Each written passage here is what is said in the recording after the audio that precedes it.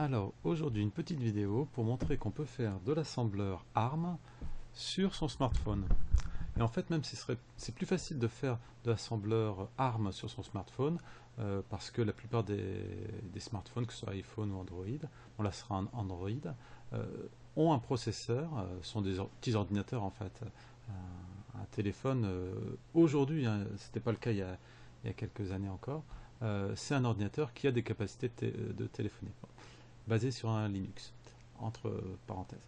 Donc, pour faire de l'assembleur ARM, pour faire de l'Intel, ça sera mieux sur le PC, mais pour ARM, on choisit un téléphone.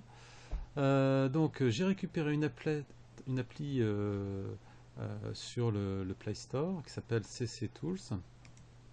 Donc, je ne vais pas la récupérer qui est en fait CC, c'est pour dire chaîne de compilation en C ou en C++ et outils divers. Parmi les outils divers, il y a par exemple un shell qui permet de voir donc le côté Linux, Unix de la chose. Donc elle est fournie l'appli au départ avec alors, il faut que je revienne un peu en arrière avec donc si on ouvre les fichiers, alors ouvrez, c'est par ici. Donc quelques exemples dans Storage SD Card 0 CC Tools. CC Tools, ça c'est ce qu'on doit récupérer sur euh, le Play Store. Donc dans les exemples, typiquement il y a le programme Hello World en C qui ressemble à ça. Donc un petit main avec un printf et qu'on peut exécuter. On peut exécuter ici. Et à l'écran, bon, il y a eu un écran de compilation, puis un écran d'affichage Hello the Monde. Hello le monde, pardon. Donc on peut le modifier ce truc-là, hein, et on peut faire le C qu'on veut, comme on peut faire du C++. Alors ce que moi j'ai choisi de faire, c'est plutôt d'utiliser donc le C pour faire de l'assembleur ARM en ligne, alors inline, je cherche pour fermer ça. Donc, dans un premier répertoire, alors, je ne suis pas sur les bonnes feuilles. Donc, pour faire inline, j'ai repris le petit printf de Bonjour le monde en remplaçant la fonction, alors pour que ce soit plus sympa, pour passer un paramètre, faire des petites choses, donc il faut que ce soit dans une fonction à part. Donc je l'appelle ff ma fonction, je passe un paramètre r qui vaut au départ 575. Et ici, ce paramètre 575, je dis qu'il est en lecture et puis qu'il y aura un résultat en sortie. Enfin, je ne sais plus exactement que la syntaxe de l'assembleur pour la deuxième ligne, mais en tout cas pour la première ligne, et on peut en mettre plusieurs des premières lignes comme ça. Ça, c'est de l'assembleur standard ARM qui va faire une addition de R0 et 1 et mettre le résultat dans R0, qui sera le résultat global. C'est-à-dire, et il se trouve que c'est le paramètre en entrée et qui sera affiché dans un printf standard. Donc là, on a fait le mélange entre de l'assembleur en ligne et alors, il faut que je garde mon téléphone allumé, excusez-moi.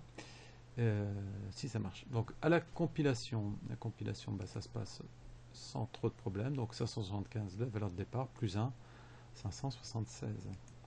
Tout comme on aurait pu faire un peu plus. Et entre-temps, il a compilé les choses. 575 plus 1, 576.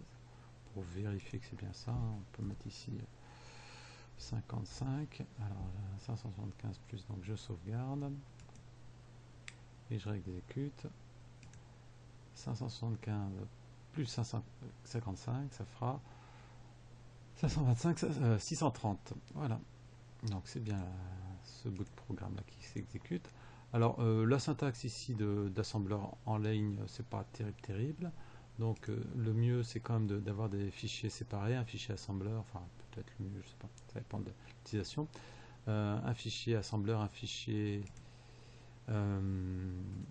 C. Donc voilà, du coup ça c'est dans un autre répertoire que j'ai mis les choses. Donc un fichier externe plus un qui sera écrit que en assembleur. Et puis le main en C qui part d'une valeur 450 et qui va faire je vais en faire 450, enfin c'est pas plus 1 parce que j'ai changé entre temps la fonction, et qui dit bonjour et réaffiche cette valeur là en ayant changé. Alors pour pouvoir changer la valeur, il faut que je la passe en par adresse. Donc si on regarde le fichier qui comporte la déclaration de plus 1, il se trouve que je l'ai appelé plus 1, .s pour dire que c'est l'assembleur. Il déclare un nom global plus 1. C'est le vrai nom qui m'intéresse dans le main, qui récupérera donc comme sur la pile, sur la pile, en fait c'est pas sur la pile parce que les premiers paramètres ils sont passés par registre. Donc comme premier registre la valeur fournie 450 et quelques, donc ça c'est l'adresse, on récupère la valeur qui est à cette adresse là, on lui ajoute 6, donc 450 plus 6 ça devrait faire 456. Et puis on recharge la valeur 456 à l'endroit à l'adresse qui nous a été fournie et on retourne à l'appelant donc et on finit ça, fait le printf. Donc on va compiler. Alors la compilation, alors je sais pas si j'ai pas essayé encore, l'exécution directe, alors l'exécution ça n'a pas marché parce que l'exécution doit exécuter que ça.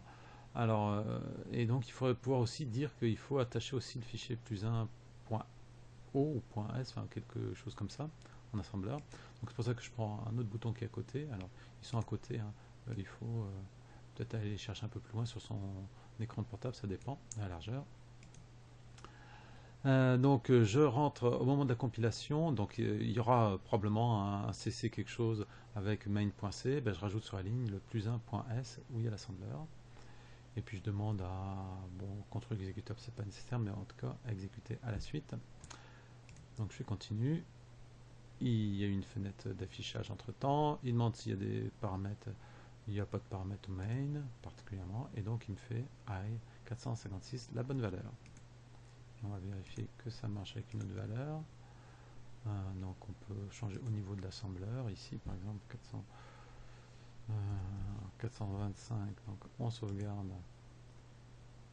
J'ai pas pris la bonne flèche de sauvegarde, ça c'est la sauvegarde avec renommage. Donc si on repart du main, 450 plus le 25, ça devrait faire 475. On exécute avec le paramètre en plus. On pourra mettre plusieurs fichiers ici, .c ou .s, pour faire de la compilation avec plusieurs fichiers. On continue, pas de paramètres supplémentaires, et il fait high 475. On a réussi notre coup.